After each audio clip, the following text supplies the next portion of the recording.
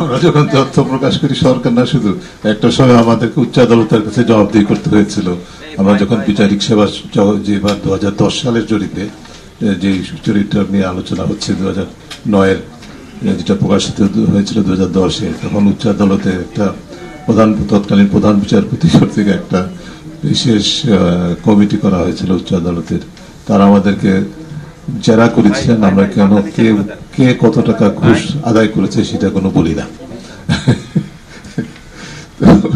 ওইটার যে জবাবটা সেটা হচ্ছে যে আমাদের জাতীয় আন্তর্জাতিক যে গবেষণা পদ্ধতি আছে, শিক্ষিত পদ্ধতি, সেই অনুযায়ী ব্যক্তির পরিচয় প্রকাশ করা যায় না, উত্তরদাতার পরিচয় প্রকাশ করা যায় না, প্রকাশ করার নিয়ম নাই।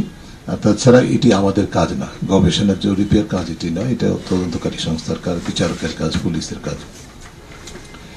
যাই হোক, আপনার প্রশ্ন উত্তরে বলবো যে আপনি যেটা দেখতে পাচ্ছেন যে আসলে বিচারিক সেবা হচ্ছে যে দুর্নীতি ঘুষ গ্রহণের ক্ষেত্রে যে হারটা, সেটাতে কিন্তু বিচারিক সেবা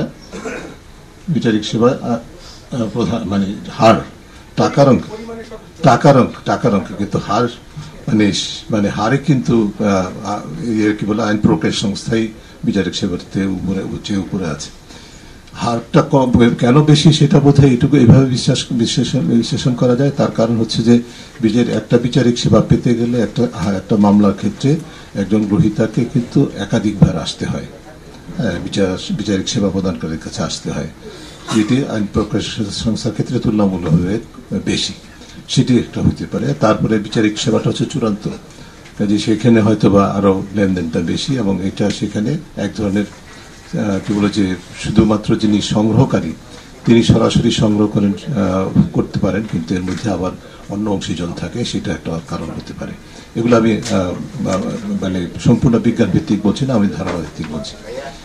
আর পুলিশের কথা যেটা বললেন, কমে নাই, মানে একই অবস্থানে আছে, মানে এর বিষয়টা, কারণ পুলিশ তো ক্রমাগত ভাবে উচ্চ পর্যায়ে দুর্নীতিতে বেশি ইন্টারেস্টেড হয়ে যাচ্ছে আর কি। হ্যাঁ, এখন পুলিশের কি বলতে নিয়ম বহির্ভূত আয়ের উৎস এই শুধুমাত্র সেবা খাতের মধ্যে সীমাবদ্ধ না, এর উৎস বিভিন্ন ধরনের, যেমন এক্সটর্শন হয়, বিভিন্ন ধরনের স্থানীয়ভাবে যে সমস্ত অপরাধ প্রবণতা, সেগুলোর সাথে পুলিশের সংশ্লিষ্টতা আছে। বাংলাদেশে অন্য প্রেক্ষিতে আমি বলেছি, এমন কোনো অপরাধ নাই যেটাতে পুলিশ আমাদের জড়িত থাকেন না।